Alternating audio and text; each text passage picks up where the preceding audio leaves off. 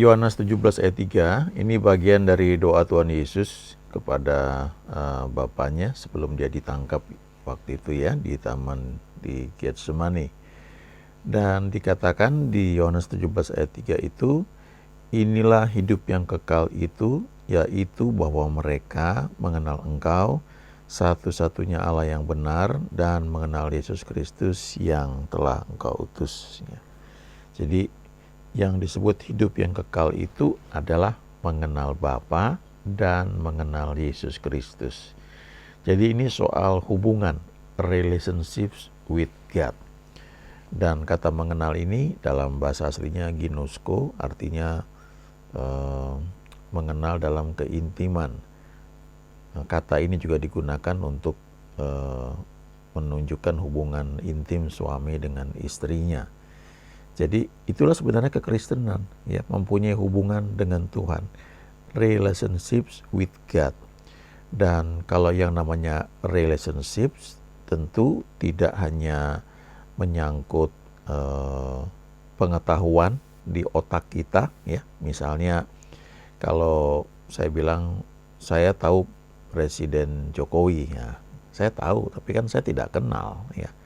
Saya hanya baca tentang beliau di medsos, di berbagai macam berita, saya dilihat di YouTube, tetapi saya kan tidak kenal secara pribadi.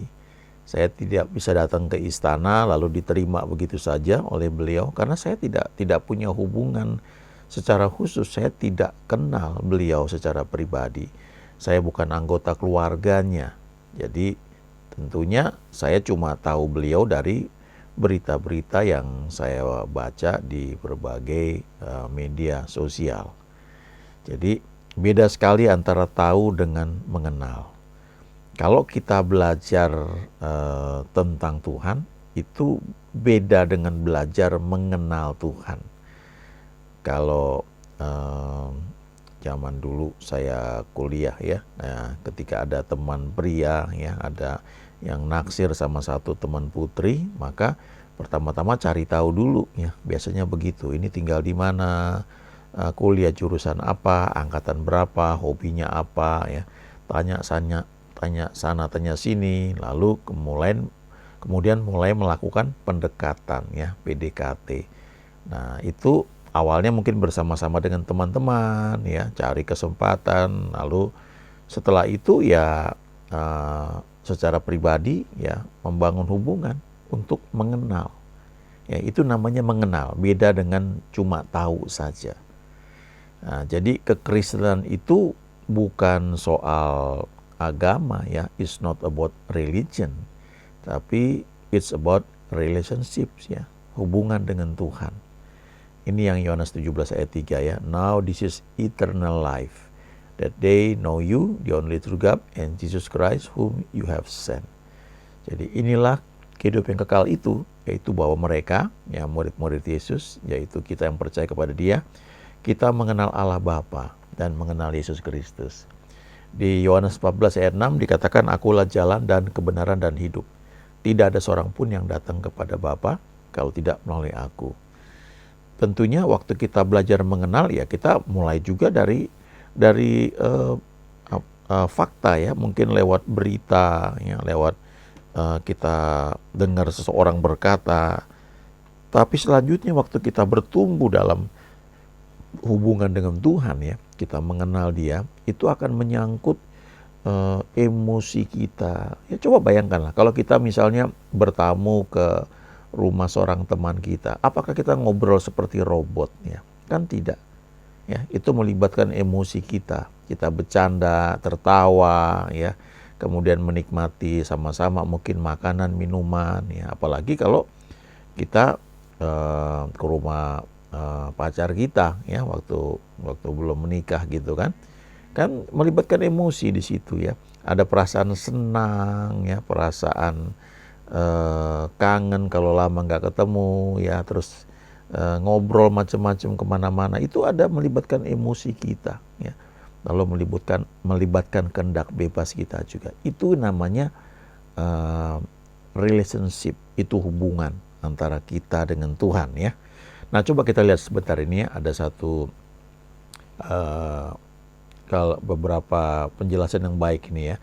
Salah satu hal terpenting dalam hubungan adalah memahami orang lain. Ini juga berlaku dalam hubungan dengan Allah. Anda harus memahami sifat dasar dan karakter Allah supaya dapat memiliki hubungan yang sehat dengannya. Akibat salah memahami karakter dan sifatnya, banyak orang tidak mempunyai hubungan yang positif dengannya. Itulah yang terjadi di Taman Eden ketika Adam dan Hawa dicobai oleh si ular. Mereka jatuh ke dalam pencobaan, akhirnya tidak menaati Allah dan menjerumuskan umat manusia ke dalam dosa. Sebenarnya kurangnya mereka memahami sifat Allah adalah bagian dari pencobaan itu.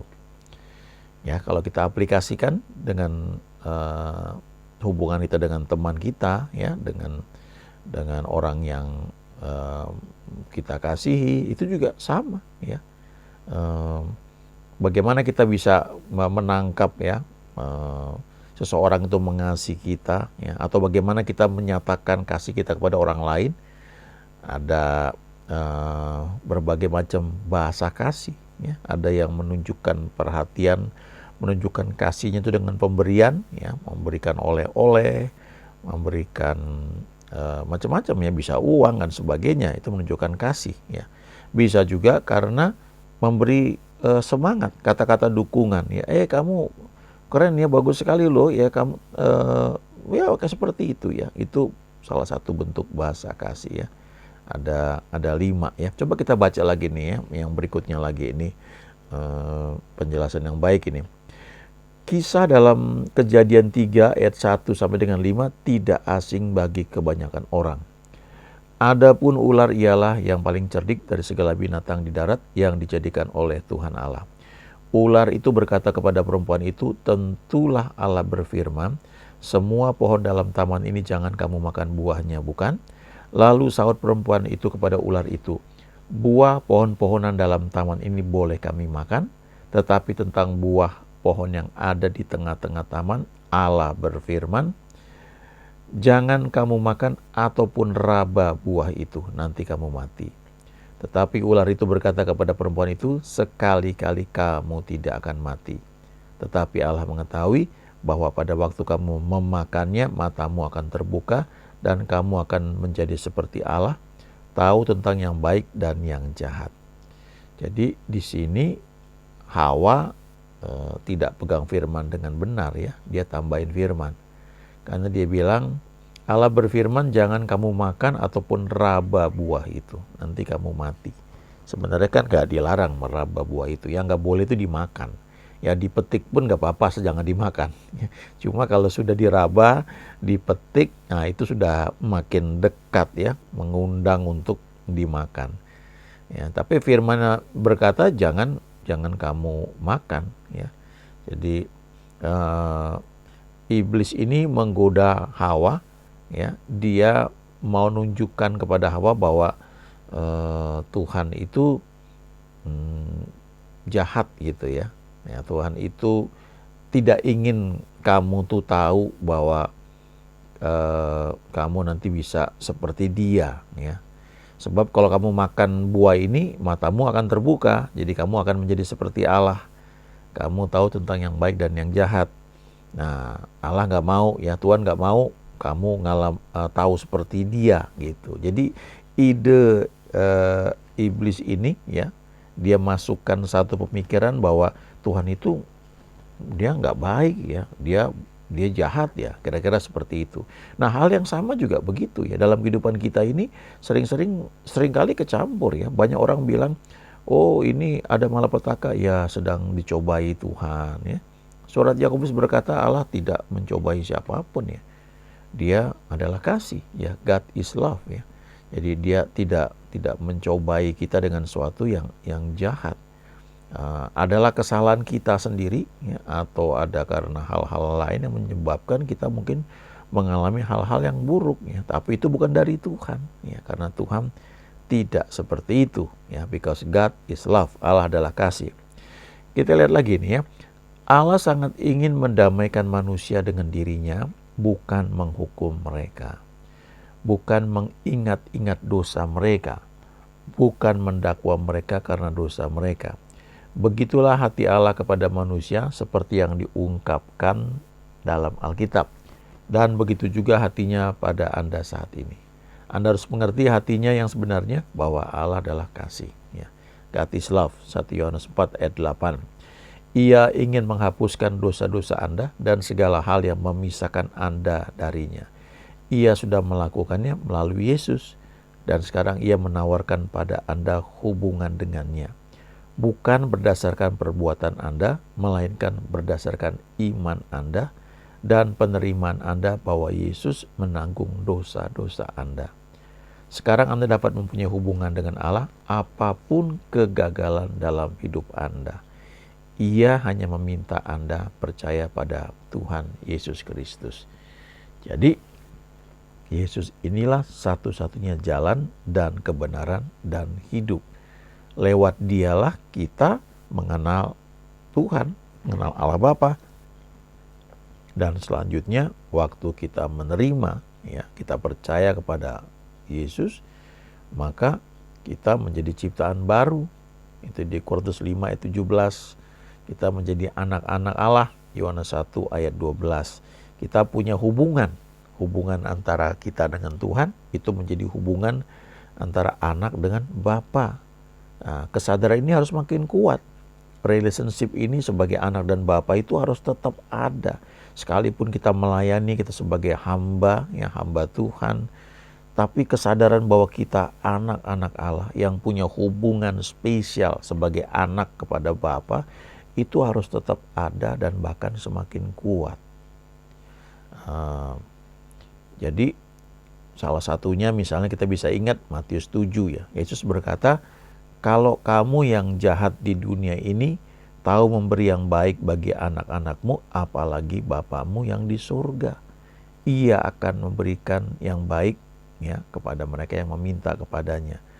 Tapi kita perlu ingat waktu kita meminta itu, kita adalah anak, ya kita bukan pengemis yang merengek-rengek. Dan cara kita berdoa itu sebenarnya dipengaruhi oleh pengenalan kita akan Tuhan itu seperti apa. Ya, seringkali kita mungkin tanpa sadar kita copy paste ya style orang berdoa, tapi yang mendasari apa? Sadar nggak kita bahwa kita itu anak yang punya hubungan spesial dengan Tuhan sebagai Bapa kita? Di Yohanes 10 ayat 10 dikatakan pencuri datang hanya untuk mencuri dan membunuh dan membinasakan. Aku datang supaya mereka mempunyai hidup dan mempunyainya dalam segala kelimpahan. Iblis datang itu untuk mencuri, ya, mencuri informasi yang benar, ya, yang ada dalam pikiran kita. Dia mau kotori itu, dia mau bisiki kita, mau mendustai kita, ya, mau bohongin kita, dan dia bilang bahwa Tuhan itu jahat dan sebagainya. Ya, tujuannya supaya nanti dia punya kesempatan membuat kita bisa stres, frustasi, atau jadi kena penyakit karena dia mau bunuh. Ya, lalu kalau orang-orang yang belum mengenal Tuhan kan dia meninggal, dia binasa. Ya, jadi ini pencuri ya. Tapi Tuhan Yesus datang tujuannya apa? Supaya kita mempunyai hidup. Dalam bahasa aslinya itu Zoe, hidup ilahi, hidupnya Allah. Dan tidak hanya itu, tapi mempunyai Zoe itu dalam segala kelimpahan. Artinya, kalau kita ini membangun hubungan dengan Tuhan, pengenalan kita dengan Tuhan itu kita jaga dan semakin bertumbuh, maka Zoe itu akan melimpah tidak hanya buat kita, tapi ke lingkungan kita. Ada damai, ada anugerah, ya, ada anointing yang mengalir. Ada hamba Tuhan namanya Smith Wigglesworth, ya. Dia dikenal sebagai Rasul Iman. Dia membangkitkan mungkin 20 orang mati lebih kayaknya, ya. Tergantung dari buku yang mencatat itu, ada yang bilang beberapa, ada yang bilang sampai 20. Dan diceritakan dia tuh kalau dia suka bersekutu dengan Tuhan, ya, dia bawa Alkitab, dia kecil, dia merenungkan, dia jalan. Jadi satu ketika dia duduk di taman, ya, lalu dia jalan, lalu dia lihat ada orang sedang duduk sendirian, dia duduk di samping orang itu. Setelah beberapa lama, terus Zoe yang hidup ilahi yang Smith Wigglesworth ini miliki ya, karena ada Tuhan dalam hidupnya, itu melimpah keluar. Lalu orang di sampingnya tuh merasakan kebutuhan untuk mengenal Tuhan ya. Dan dia bilang, Pak, kok saya tiba-tiba merasa sesuatu yang beda ya. Lalu singkat cerita, Smith Wigglesworth ini injili orang ini dan terima Tuhan Yesus. Padahal dia cuma duduk begitu aja ya. Ibu saya pernah naik taksi ya sekian tahun yang lalu, pulang dari gereja. Lalu ibu saya sambil nyanyi-nyanyi di dalam mobil, dalam taksi. Berapa lama supir taksinya nanya ya dalam perjalanan itu. Akhirnya sebelum sampai di rumah ibu saya, dia berhenti ya. Dia minta tolong ibu saya doain ya. Dan dia terima Tuhan Yesus. Dan dia nangis waktu didoakan. Ya. Padahal baru kenal begitu aja. Ya, itu yang Zoe, hidup yang melimpah ya. Dalam berbagai bentuk yang lain ya, saya juga mengalami ya. Kadang-kadang agak unik, saya kenal anak yang sangat takut sama orang yang tidak dikenalnya. Anaknya masih kecil ya, baru umur setahun kira-kira gitu ya. Jadi waktu ketemu saya dia meronta-ronta dari jauh, padahal cuma lihat dari jauh aja ya. Ya, karena takut gitu. Takut sama orang baru yang dia nggak kenal, tapi apalagi ketemu saya waktu itu. Tapi ketika saya habis doa lama sekali ya, menyembah Tuhan dan merasakan hadirat Tuhan itu kuat ya, seperti selimut ya. Ini doa pribadi ya. Nah, menyembah Tuhan ya, dan merasakan jamahan yang kuat. Lalu saya berangkat ya, dan ketemu anak ini ya, kira-kira sekitar 1-2 jam kemudian. Dan dia lihat saya, dia langsung senyum dan dia menghampiri saya, dia minta saya menggendong dia. Itu pengalaman sangat berkesan ya, itu sekian puluh tahun yang lalu. Tapi saya belajar di situ bahwa memang real itu, hidup ilahi itu. Kalau kita memuji menyembah Tuhan ya, kita mengizinkan Tuhan itu memenuhi kita ya, ada damai yang memagari kita. Kadang-kadang itu bisa terasa seperti fisik, dalam fisik itu kayak selimut gitu ya. Dan ada rasa keteduhan yang kuat sekali. Dan itu, kalau itu beberapa kali saya mengalami ketika dalam kuliah pun ya, setelah habis berdoa itu, ada teman yang senang gitu ya, deket gitu ya, pria ya, bukan teman biasa aja gitu ya. Tapi ya susah dibilangnya. Tapi kehadiran kita itu bisa menjadi satu keteduhan ya bagi orang lain. Ini karena Zoe yang melimpah keluar. Dalam bentuk lainnya tuh kalau kita mendoakan orang, ya kita tumpang tangan, kita berkata damai sejahtera Allah yang melampaui segala akal, aku alirkan kepadamu ya. Orang yang tadinya mungkin gelisah bisa teduh ya. Karena ada Zoe yang mengalir melimpah keluar ya, hidup ilahi. Bentuknya bisa juga dalam bentuk healing ya, pengurapan kesembuhan. Dan dalam beberapa kesempatan tuh kalau kita doa seperti itu bisa kayak terasa di tangan kita tuh kayak aliran strom keluar ya, mengalir keluar. Itu sebabnya ketika Tuhan Yesus sedang didesak banyak orang, lalu ada perempuan yang sakit pendarahan menjamah dia, lalu Yesus bertanya, siapa yang menjamah aku? Lalu orang-orang bilang, Rabi, ini banyak orang di sekitarmu mendesak engkau. Semua orang berdekatan dengan engkau. Tapi dia bilang, enggak. Aku merasakan ada orang yang menjamah aku dengan iman karena ada kuasa yang keluar dari aku. Nah, dia nggak tahu itu siapa perempuan yang sakit pendarahan. Di sini kita perlu lihat ya, Yesus waktu itu datang sebagai manusia, ya sama seperti kita, ya, tapi dia tidak berdosa, ya, dan dia berjalan berdasarkan tuntunan Roh Kudus. Waktu itu karena Roh Kudus yang bekerja menyatakan gitu ya, ya bukan menyatakan, artinya dia merasa ada power yang keluar, tapi dia nggak tahu siapa itu. Nah, jadi hal yang sama juga kita mengalami ya, kalau kita mengizinkan Roh Kudus menuntun kita, ada karunia Roh yang bekerja, maka hal-hal yang mustahil itu bisa terjadi. Kita perlu ingat Allah kita adalah hal yang baik ya. God is love. Allah adalah kasih. Amin.